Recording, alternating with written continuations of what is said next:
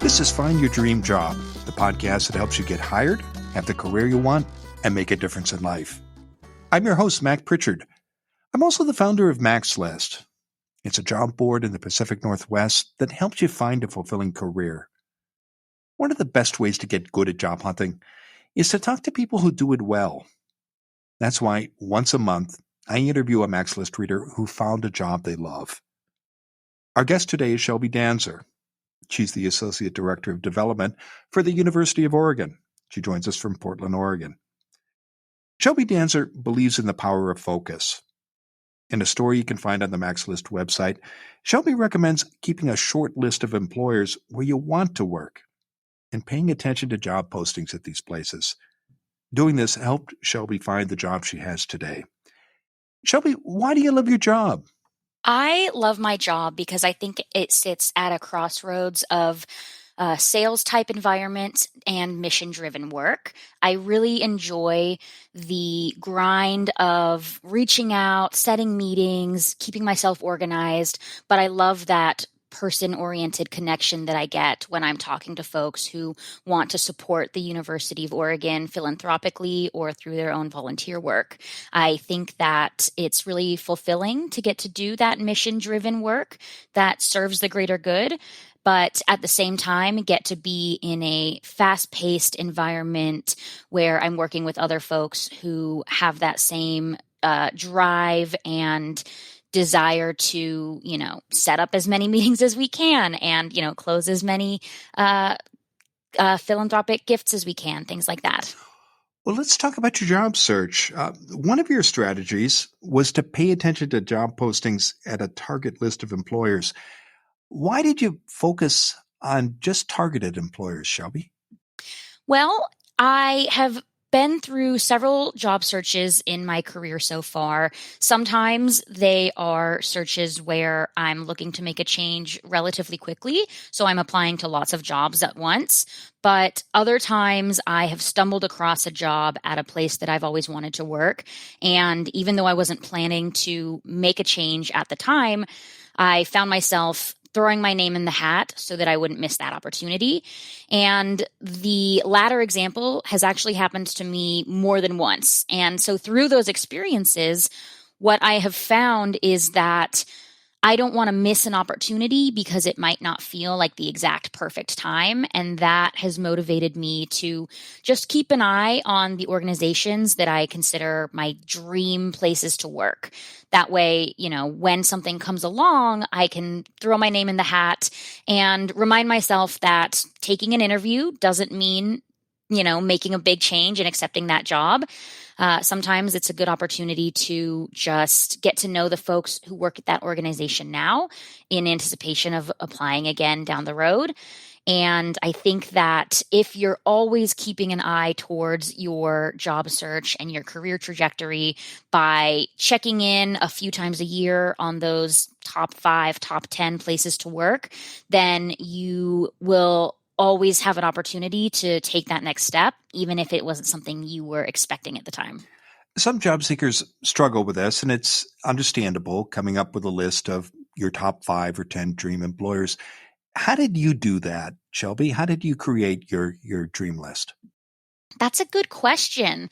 I think that I am pretty involved in my community. I consider myself to be fairly politically active, to spend time volunteering, and attend various networking events throughout the year, which has exposed me to a lot of different places that you could potentially work. I think that there are a lot of companies and organizations out there that you don't even know necessarily exist. No 5-year-old kid ever says to themselves, "Oh, when I grow up, I want to work for a tech company that specifically creates apps to help people, track their to-do lists." Really specific things like that you oftentimes don't think about. And so getting involved in your community and just exposing yourself to the different companies and organizations that exist, in your town or your city, I think is a really great starting point, and how I started that process for myself.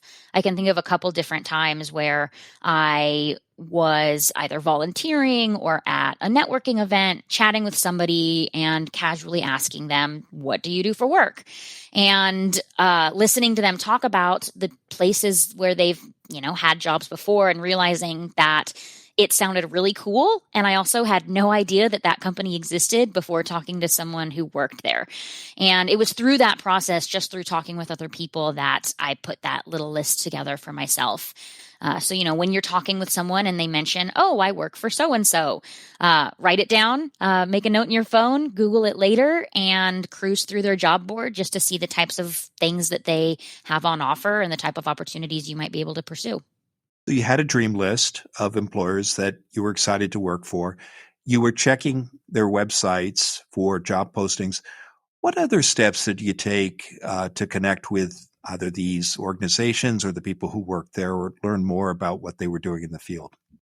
Well, I think that LinkedIn is always a great tool.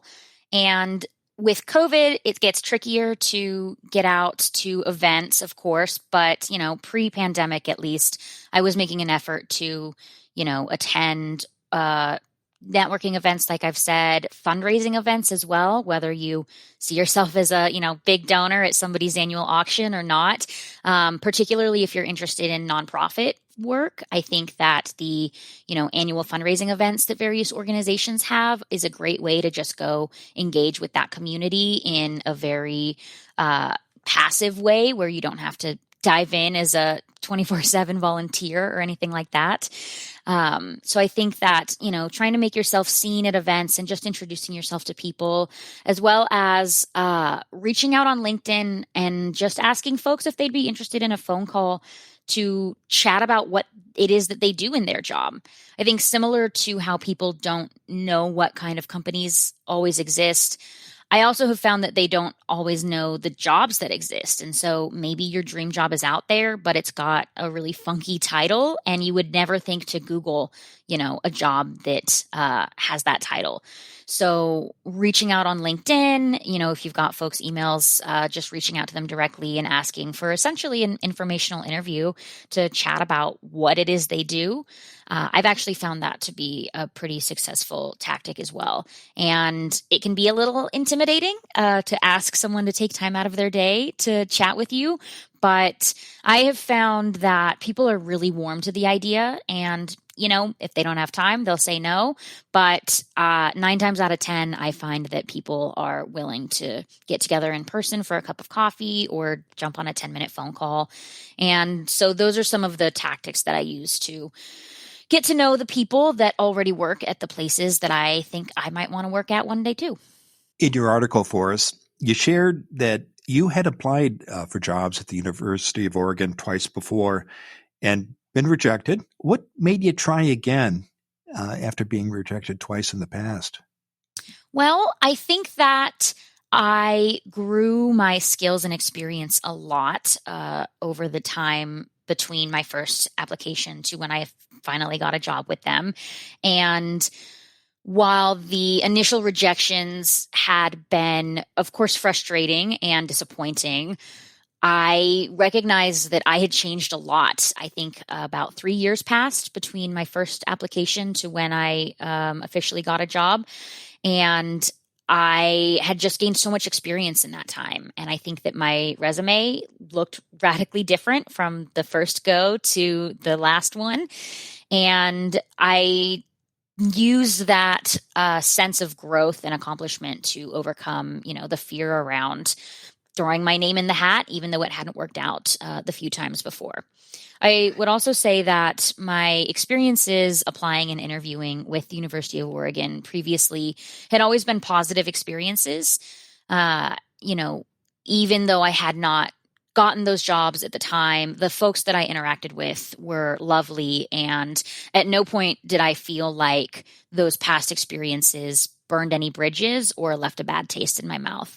And so it was easy to try again because I'd had really wonderful experiences with those folks already. And I also felt that there was something to be said for some name recognition.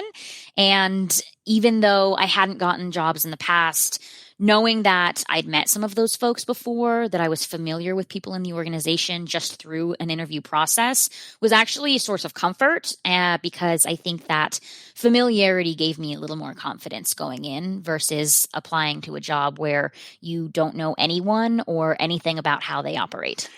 It took 3 months from the day you applied for the job at the University of Oregon until you accepted an offer.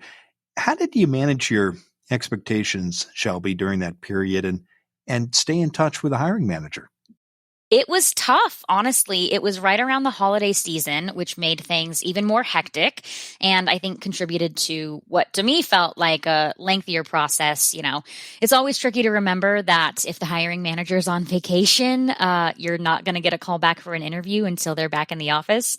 But I think that 3 months I have found is not an atypical amount of time for a job process. But when you're the person applying, it can feel like a really long time, especially if you really, really want a new job.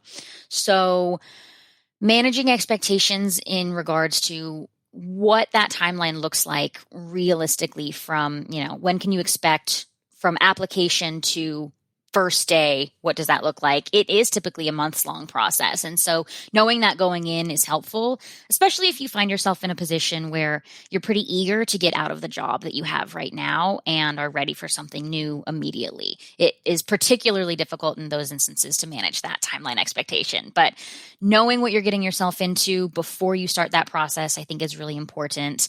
And then balancing that need to, ask for an update with a respectful boundary around, understanding that the hiring manager has other things on their plate.